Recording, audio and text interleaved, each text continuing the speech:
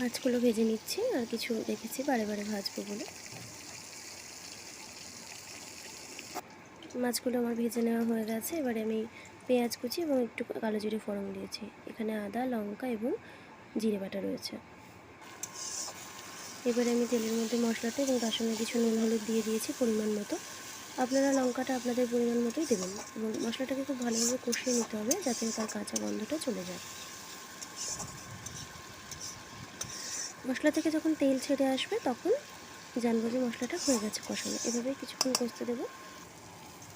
দেখতেই পাচ্ছেন কি সুন্দর তেল ছেড়ে গিয়েছে এবং মশলাটা ভাজাও হয়ে গিয়েছে। এবার আমি জল অ্যাড করে দেবো এতে।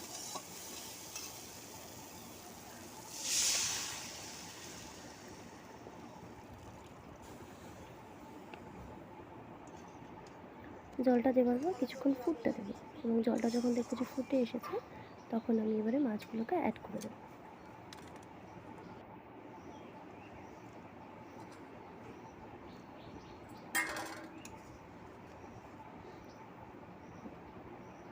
এবং মাছগুলোকে অ্যাড করার পর একটু নেড়ে দেবো, কারণ খুব বেশি জল দিলে খুব একটা ভালো লাগে না, তাই আমি অল্প জলই দিয়েছি। আপনারা যেরকম ঝোল রাখতে চাইছেন সেই পরিমাণ মতো জলটা দেবেন। আমি একটু কমই দিয়েছি এখানে। এবং যখন দেখবো যে মাছগুলো আরও ফুটে গেছে আমি একটু গরম মশলা অ্যাড করে দিচ্ছি এখানে। গরম মশলাটা দিচ্ছি এই কারণে যে আমি খুব কম মশলা দিয়ে রান্নাটা করেছি গরমের সময় বলে। গরম মশলাটা দিলে খুব ভালো একটা গন্ধ আসবে।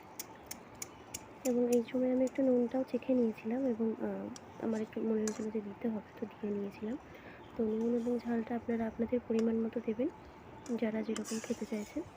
এবং মশলাটা দেওয়ার পর আরও বেশ কিছুক্ষণ খুব অল্প সময় ফুটিয়ে নেব।